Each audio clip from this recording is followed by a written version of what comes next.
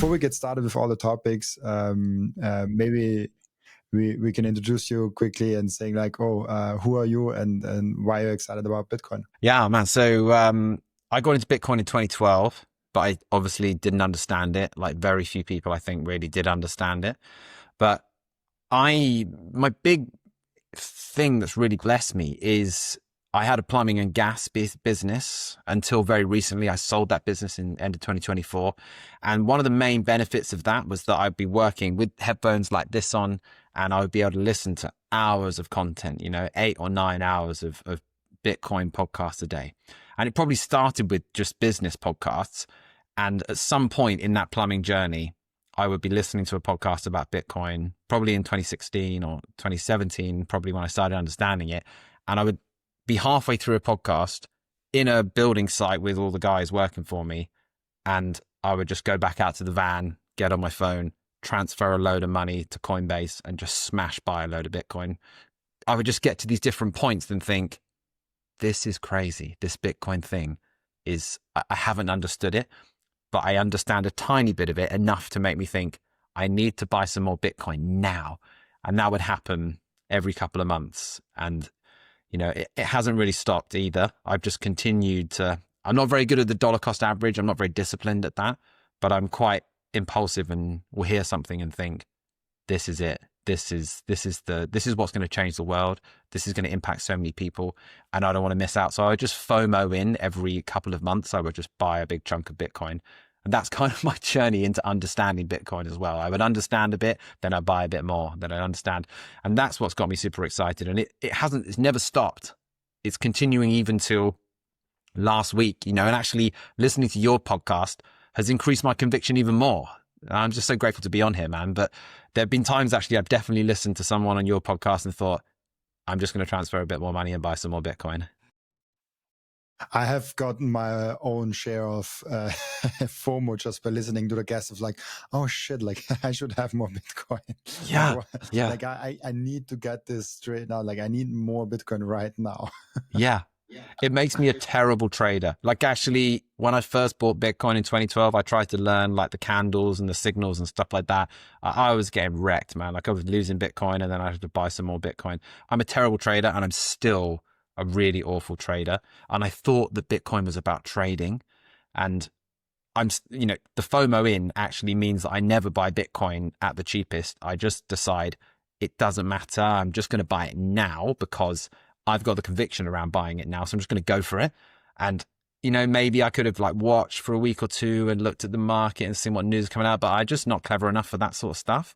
So I just smash buy whenever I feel conviction. And I don't know whether that's very good advice, but it's worked for me. And I think if you understand it a little bit, you should just follow that and go with it. Yeah, it's an interesting journey where you first kind of get into it and you're like, oh, like maybe I can get rich, maybe I can buy some, and like it shoots up, and then you kind of actually get to know Bitcoin and you're like, oh, okay, Bitcoin can also do this. Oh, Bitcoin is actually this, and you kind of change your perspective on Bitcoin. Like you thought first Bitcoin is just like a gambling thing, but maybe a nice to have.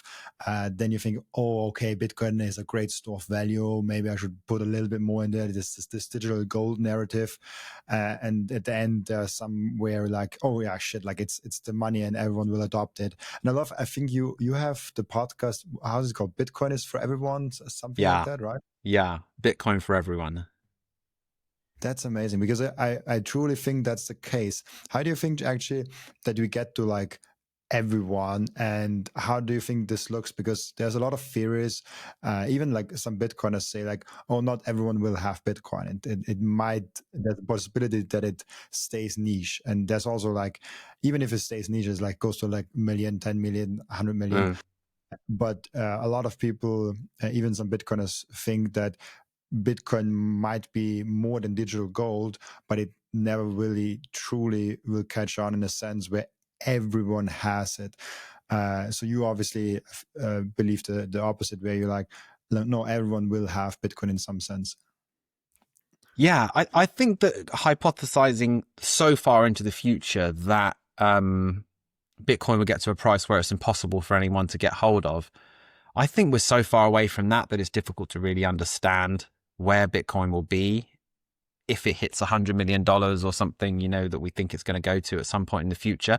But it's almost like the dollar could be used by everyone, but it's not necessary for everyone to use it and not beneficial. If you think about the dollar's kind of allure of people using the dollar, particularly in developing nations, compared to their own currency, I think Bitcoin has the kind of the attraction of the dollar 10x, you know, and also 10x the ability of being able to access it. So the dollar is kind of spread around the world, or I don't know, Amazon stock has spread around. Everyone wants to buy some Amazon stock. Everyone wants to hold some Tesla stock. You know, we were traveling not that long ago. We were in Borneo, in a place super far away, in kind of in the jungle. And I was at a climbing wall, and I met a guy who was a young dude in his 20s, and his dad owns a construction firm out there. And we were talking about Tesla stock, and when he bought that in lockdown, I thought, wow, people are really exposed to US equities all over the world. And then we obviously got onto Bitcoin and realized he did actually own some Bitcoin as well.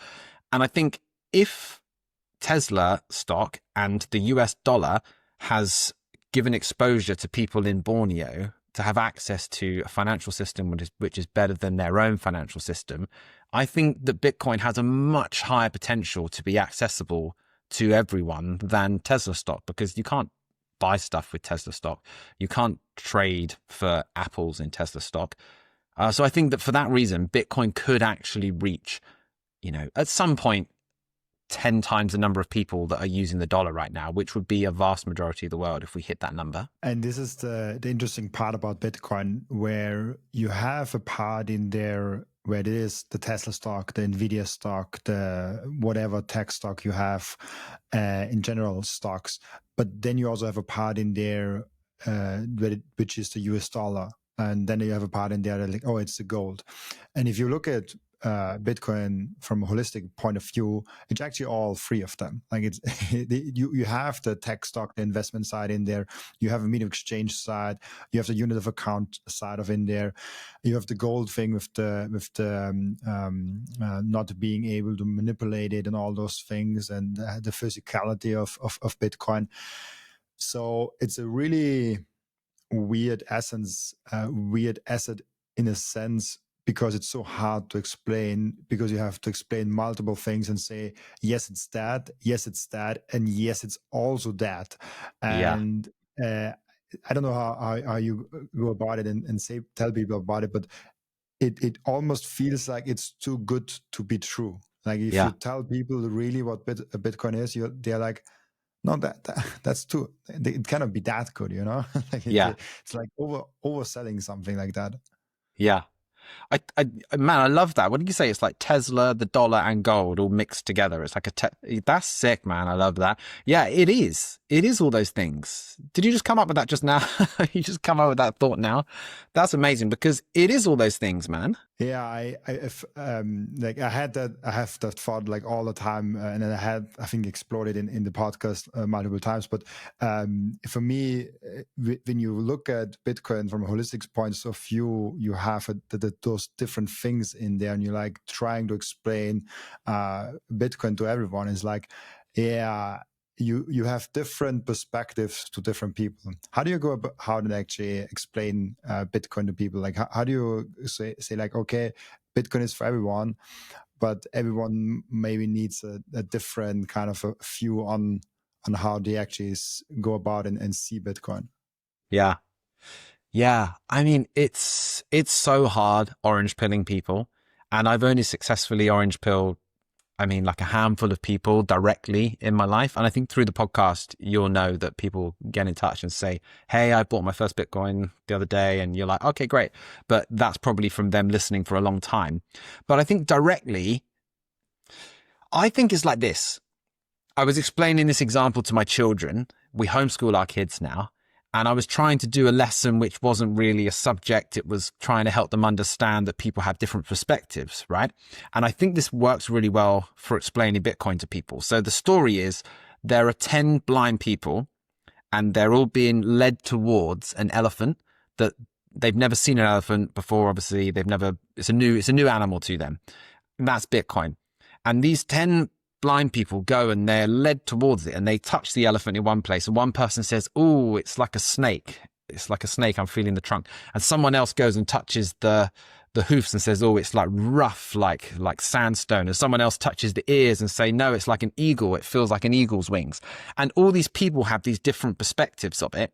And I think, you know this from speaking to so many Bitcoiners, that people come into Bitcoin in a different aspect. Some people come into Bitcoin because it's like the revolutionary libertarian technology. Some people come in because they're looking for a way, like I feel like Michael Saylor's way in was he was looking for somewhere to store value that wasn't being eaten away by inflation or the dollars collapse. Then some people come into Bitcoin because it's a useful payments mechanism across borders. There's all these different ways of people coming to Bitcoin, just like touching the elephant. And I think when you're talking to someone, you need to try and figure out what's their angle, what's going to cause them to understand Bitcoin. For example, I've got a buddy who I met in Singapore, and he's left the UK. He's one of those people who are pretty wealthy and have decided the UK is not the place for me. Taxes are too high, crime is getting out of control. He's like really down on Europe, and he's decided to leave. And he's trying to sell up all of his investments in the UK and go to Singapore, where he feels like it's a better place to live for him to grow up. And I've been talking to him about Bitcoin for ages. I mean, like, man, just buy some Bitcoin. You've got loads of money. Just buy like a tiny bit. And he never has been up for it. And then I realized when we were in Singapore, he was talking about moving his money from the UK. And I said, "Do you know that with Bitcoin, you could just walk across multiple borders with either a little hardware device, like a USB stick, or you could memorize it in your head?" He would say, "Really?" I was like, "Yeah, dude, you could walk across with like $100 million across a border and rock up in Singapore and go up to, I mean, like theoretically, open a bank account in Singapore and say, 'Look, I've got like 1,000 Bitcoin. I'd like to deposit here and get some Singapore dollars.'" Like effectively, you could do that. I mean, I don't know whether that's possible in Singapore or not, but in the future. And he was like, "Can you show me how to buy some?" And I was like, "Yes, I can. I can definitely show you how to buy some." And I realized all these different things, were not the way to tell him. And eventually I found the way in, which was touching the elephant in a particular direction, and he got it. And then you've got to find the right way to tell different people. So I think there's lots of opportunities for educators like us to explain Bitcoin from a different angle. And that's why I truly think everyone will get Bitcoin at some point. And I just want to show you, I've seen the story that you just painted. I think it's a quite popular meme actually. And you have it right here. Oh, nice. Someone made that meme actually. And I think this is probably the original that you were talking about. Like this Okay, is like yeah. the whole I the think I whole may have thing. even used a diagram like this with my kids. Yeah. And I love it because it's such a big thing, and you're like, oh, it's a rope, it's a wall, it's a tree, and all those things. And the same with Bitcoin. People are like, oh yeah, I love the property rights. I can go over borders, and like nobody can steal it away from me. Oh, I can send money across to Colombia for like Yeah. 70 cents. That's amazing. Oh wait, Yeah. I can use it as my store of value, and I don't have to put it somewhere else, and I just like have it there. That's amazing. And like, oh, the unused energy, and then the Bitcoin Yeah. mining aspect, and the having passive income, like there's so much Yeah. things Yeah. we can talk Just about what shows. Bitcoin actually is. Yeah, it shows it perfectly. But it also shows there's like not that many new ideas. I've probably listened to this through the thousands of hours of content that I've listened to, and now I've created it. My wife, my wife will be laughing when she hears this because she'll say, "Oh, yeah, that's a good idea," and I'll always be recycling her ideas the next day and saying, "Mate, maybe we should do this." And she's like, "Oh, really? Like I said that yesterday." She's like, "That was actually my idea." I'm like, "No way, that's my." I think there's a big spirit in Satoshi that we should just take ideas and just spread them and not care who to credit for, because Mm, Satoshi's spirit is also like we don't need to like we don't even know who Satoshi is. It could be a woman, it could be a man, it could be a group of people, and he invented Bitcoin. He has every right to claim credit, but he never did.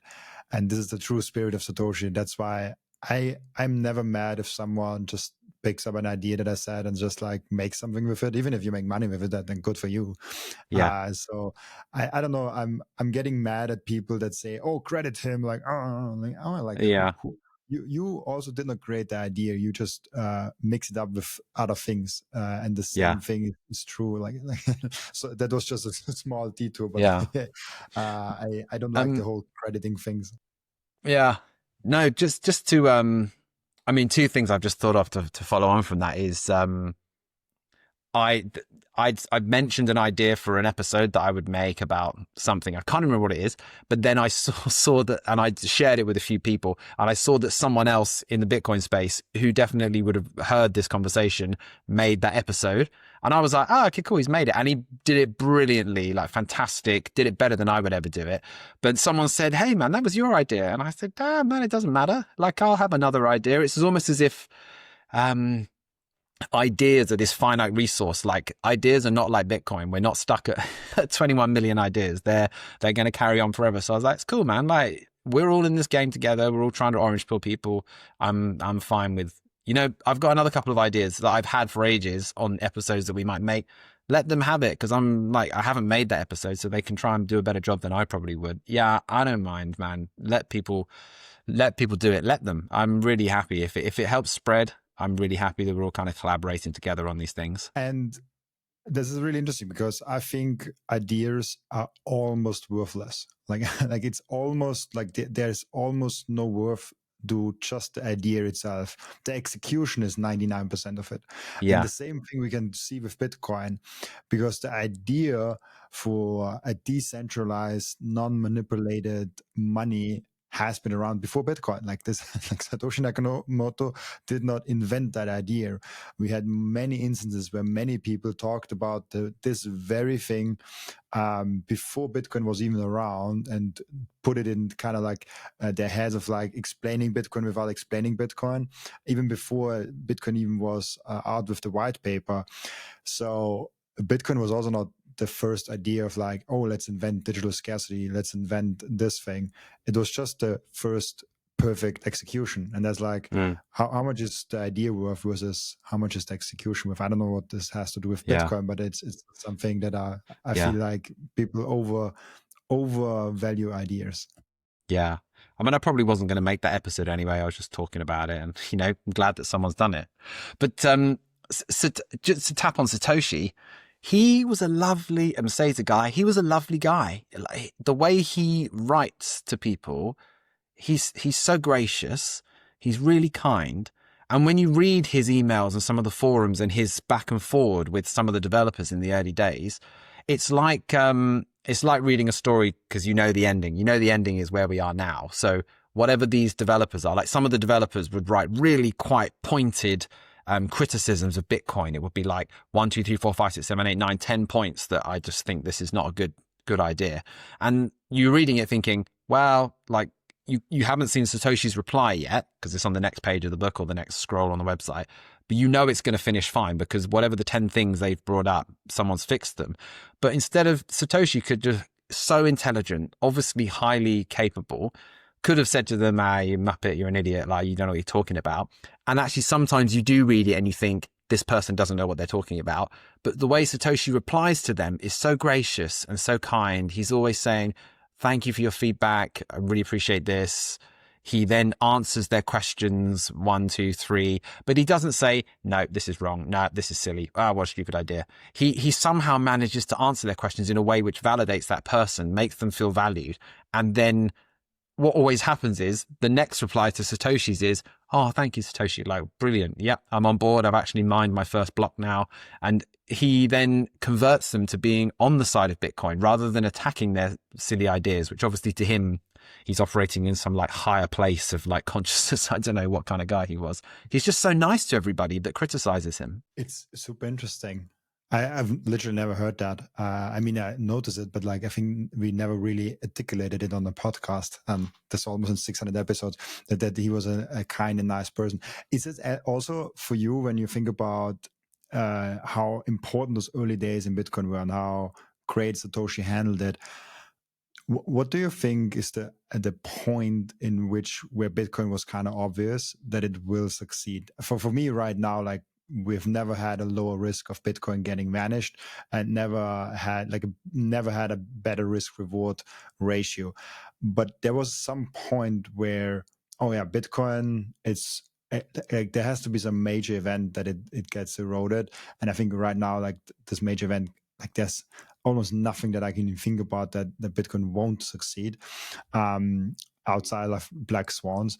But in the early days, there were a lot of open questions. Like if you just have the white paper, obviously you can still say, oh, like it will never be something because it's not even running. Then if it's just like one block, it's like, oh yeah, like let's see how long it actually runs. Maybe there's some bugs in there. The May block size war and all those things came later on. But is there a point where you saw that this was kind of the point in history of Bitcoin where, okay, it was kind of meant to be and it's running now no matter what's happening? Yeah, I mean, even I got in 2012 was when I first found out about Bitcoin. I first bought my first coins.